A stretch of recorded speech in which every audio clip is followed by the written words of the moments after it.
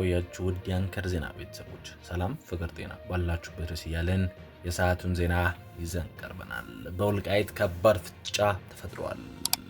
በወልቃይት በኮሎኔል ደመቀ ዘውዱ አስተዳደርና በወርቅ አወጥ ወጣት መካከል በተፈጠረ ሞት ሁለት ወጣቶች መሰዋታቸው አንድ አፍታ ሚዲያ መዘገቡ ሰምተናል። በወርቅ ሞት ላይ የተሰማሩ ወጣቶች በወልቃይት አስተዳደርና አመጽ አካባቢ በጸጥታ ኃይሎች ጋር ግጭት መፍጠራቸው ታውቃል። ወጣቶቹ በአስተዳደር ላይ ተቃውሟቸው በማሰማት ወደ ዞኑ መቀመጫ ሁመራ ከተማ ሰልፍም ድምጻቸውን አሰምተዋል። ከዛስ ምን ተፈጠረ? ወልቃይት ያለው ውጥረት ዙሪያ መረጃዎችን ከተለያዩ ምንጮች ሰብስበን ለእናንተ በሰፊው ይዘናል። ትራምፕ የኢትዮጵያን አምባሳደር በአስቸኳይ ወደ ዋሽንግተን እንዲመጡ ጠርተዋል። የትራምፕ ጥሪ ያልተለመደ በመሆኑ ትኩረት ስቧል። የአሜሪካው ፕሬዝዳንት ዶናልድ ትራምፕ የኢትዮጵያ፣ የሶማሊያና የጅቡቲ ጨምሮ 15 የአፍሪካ ሀገራት የሚገኙ አምባሳደሮችን ወደ ሀገራቸው ጠርተዋል። ከሌላው ጊዜ በተለየ ለምን በአስቸኳይ ጠሯቸው? የአማራ ታጣቂዎች ያሳደጋቸው ገዱ ነው መርዝ ሲረጭ ነበር ሲል የቀድሞው መከላከያ ሚኒስተር አብርሃም አቶ ገዱ አንዳርጋቸውን በተመለከተ ሰፊ ጽሑፍ አቅርቧ ተመልክተናል። ሁሉም ቢናገሩት ሆድ ባዶ ይቀራል እንዲሉ አበው ለሆነውም ላልሆነውም አቶ ፈንቶ መለስ ከመስጠት መቆጠብ የሚለው መርህ በማስቀደም ቢሆንም ሰሞኑን አቶ ገዱ በሰጡት ቃለ መጠይቅ ሰምቼ ግን ሐሳቤን ላካፍል ወደድኩ ሲል ሰፋ ያለ ትንታኔ አቅርበዋል። የአማራ ታጣቂዎች ያሳደጋቸው ገዱ ነው በሚልም የተለያዩ ምስጢሮችን አውጥቷል። በዚህም ዙሪያ ለእናንተ ዝርዝር ይዘናል። ትዕግስታችን አልቋል ሲል ህወሓት ወደ 4 ኪሎ መልእክት ልኳል። ህወሓት የህፃናት ተፈናቃዮች የረሃብ ጉዳት አስታኮ ትላንት አመሻሽ ባወጣው ሳምንታዊ መግለጫ ትዕግስቴ አልቋል ብለዋል። እንደተለመደው የፌዴራል መንግስት የወነጀለው ህወሓት በተደጋጋሚ ያቀረበው ጥሪ ምላሽ አለማግኘቱንም ገልጿል። በፕሪቶሪያ የተደረሰው ስምምነት ተግባራዊ ለማድረግ በተደጋጋሚ ጥሪ ባቀርብም ምላሽ እያገኘ አይደለም ያለው ህወሓት ከዚህ በኋላ አልታገስም ብሏል። ቡድኑ በመግለጫው ዘላቂ ሰላም መስፈን ቁርጠኝነት ቢኖርም የትግራይ ህዝብ በማጥፋት የሚደረጉ ሴራዎች አልታገስም ብሏል። የኢትዮጵያ መንግስት የትግራይ ህዝብን የተለያዩ መንገዶች የዘር ማጥፋት ዘመቻ ቀጥሏል ሲል ወንጅሏል። በዚህ ዙሪያ ከሁለቱም ወገኖች መሃል ለእናንተ መረጃዎች ይዘናል። በአዲስ አበባ ከተማ ከፍተኛ አመራሮች ላይ እርምጃ መወሰዱ ተቀጥሏል። የአዲስ አበባ ገቢዎች ቢሮ 179 አመራሮችን ባለሙያዎችን እርምጃ መውሰዱን ገልጿል። የአዲስ አበባ ገቢዎች ቢሮ በጀት ዓመቱ ባለፉት 5 ወራት ለግብር ከፋዮች ተገቢውን አገልግሎት ባልሰጡና ኃላፊነት ባልተወጡ ባላቸው 179 አመራሮች ዲሲፕሊን እርምጃ መውሰዱ ገልጿል። የተወደዳችሁ የአንከር ዜና ቤተሰቦች መረጃውን እየሰማችሁ አብራችሁን ስላላችሁ እናመሰግናለን። መረጃውን እየሰማችሁ ባላችሁበት ሁኔታ ላይክ፣ ሼር ማድረጋችሁ እንዳረሱ። ለቻናላችን እንግዳ ከሆናችሁ ሰብስክራይብ አድርጋችሁ ከአንከር ዜና እንድትወዳጁ ጋብዘናል። አሁን በዝርዝር ወደ ያዝናቸው መረጃዎች እናልፋለን።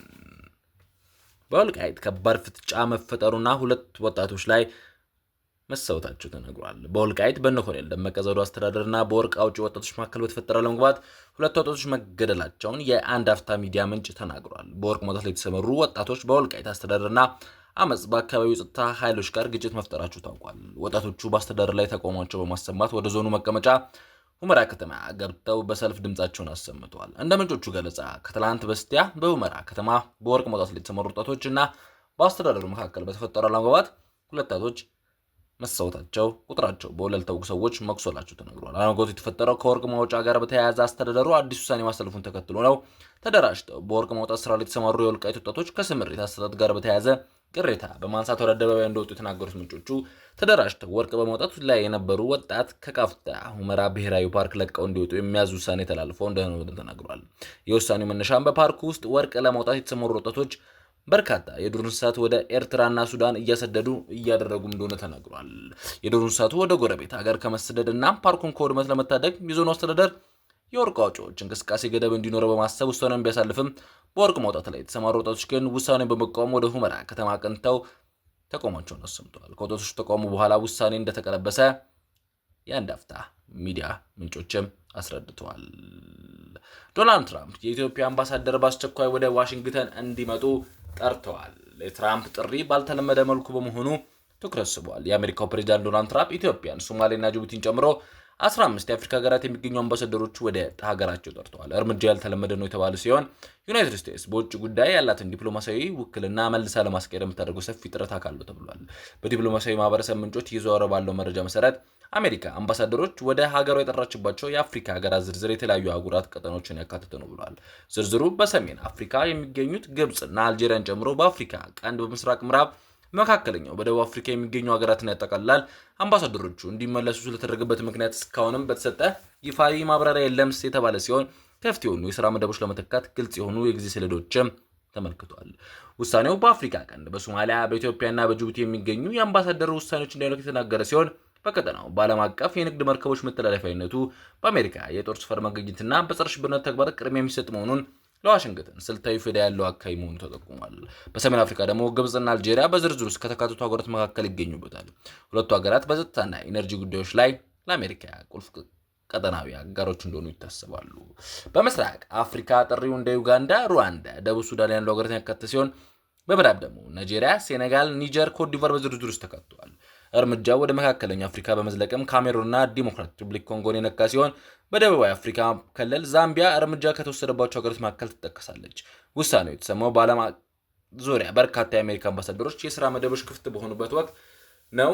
ይህም ውሳኔ የፖለቲካና የጸጥታ ትብብር ላይ በተለያዩ ሀገራት ላይ ያለው ዓለም አቀፍ ፉክክር እየተፋፋመ ባለበት በዚህ ወቅት አሜሪካ ባላት ተጽዕኖ ሊያሳድር የሚችል ውሳኔ ነው ሲል ዘገባው አመልክቷል። በህፃስ በራብ የተጎዳ ሲቃ ድምጽ ይሰማል። የእንጀራ ሲጋገር ወይም ምግብ ሲገዛ ድረስ ያለ ራብ አይደለም። ይህ የሚጋገረውም እንጀራ ሳይኖር ለሚገዛው ምግብም ገንዘብ ሳይኖር የሚሰማ የጠወለገ የሰውነት የራብ ድምጽ ነው። ዱቄት በርሜል ሳይኖር በምግብ ማጣት ሰውነት ሲመነምን ሰው ስቃይ ከሚበዛ ሞች የረፍት ባገኝ ይሻለኛል የሚያስብል ምራብ ነው። ይህ በትግራይ እንደ ስላሴ ሽሬ ከተማ አቅራቢያ በምትገኝ ህፃ እየተሰማ ያለው ራብ ህፃን፣ ትልቅ፣ እናት፣ አባት ለሳይል በመቶዎች አርግፏል። ለተራቡት ለመድረስ በቲክቶከሮች ላይ በማህበራዊ ሚዲያዎች በጎ ጅማሬ ተጀምሯል። ቢዘገዩም የትግራይ አመራሮችን በጉዳዩ ላይ እየሞከሩ እንደሆነ ሰምተናል። ይህ ብቻ በቂ አይደለም። ችግሩ ለዘቅጠትን ለመፍታት የሁሉም አካላት ርብርብና ቅልቦና ያስፈልጋል ሲል የአንከር ኒውስ ቤተሰቦች ያሳስባል። ትዕግስታችን አልቋል ሲል ህወሓት ወደ 4 ኪሎ የላከው ደብዳቤ ላይ ሰፍሯል። ህወሓት የዕፃ ተፈናቃዮች የረሃብ ጉዳት አስጠቆ አመሻሹን ሳምንታዊ መልእክት ባወጣበት መግለጫ ትዕግስት ያልቋል ብሏል። እንደተለመደው የፌዴራል መንግስት የወነጀለው ህወሓት በተደጋጋሚ ያቀረበው ጥሪ ምላሽ አለማግኘቱንም ገልጿል። በፕሪቶሪያ ስምምነት ተግባራዊ ለማድረግ በተማሪ ባቀረበው ምላሽ እያገኘ አይደለም ያለው ህወሓት በአሁን በኋላ አልታገስም ብሏል። ይህ ቡድን በመግለጫው ለዘለቃዊ ሰላም መስፈን ቁርጠኝነት ቢኖርም የትግራይ ህዝብ ለማጥፋት የሚደረግ ሴራዎች አልታገስም ብሏል። የኢትዮጵያ መንግስት የትግራይ ህዝብ በተለያዩ መንገዶች የዘር ማጥፋት ዘመቻውም ቀጥሏል በማለት የወነጀለው ህወሓት ትግራይ ያለው የሰብአዊ ቀውስ በመባባሱን ጠቁሟል። ለዚህ ማስታኮ ማስጠንቀቂያ ያዘለ መረጃ አውጥቷል። የዕፃ ተፈናቃዮች ረሃብ ያነሳ ሲሆን ፕሪቶሪያ ስምምነት ባለመተግበሩ ትግራይ ተደራራቢ ቀውስ እያስተናገደች ሆኗል። ይሁን እንጂ ትግራይ ለገጠማት ቀውስ የፌዴራል መንግስት ተጠያቂ የሚያደርገው ራሱ ህወሓት ተፈናቃዮች ፖለቲካ መያዝ በማድረግ ወንጅሏል።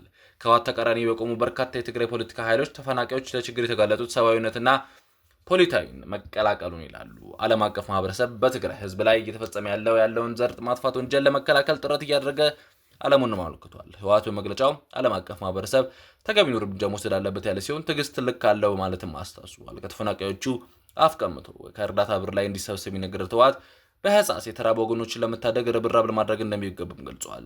ህወሓትን ማክሎ ማያይዞም የሰራ ድንኳን ውስጥ የሚኖር ህዝብን አራዊት ሰለባ በትግራይ ቀስ በቀስ የሰብአዊ እርዳታ አቅርቦት እያሽቆለቆለ በመምጣቱ በሁሉም ተፈናቃይ ካምፖች ላይ ከባድ ቀውስ መከሰቱን አመልክተው በየዕለቱ በህዝባችን በረሃብና ጠኔ እየተጠቃ ይገኛል ያለው ህወሓት በዛስ ተፈናቃዮች ካምፕ በተከሰተው ረሃብ በርካታ ወገኖችንም አጥተናል ብሏል።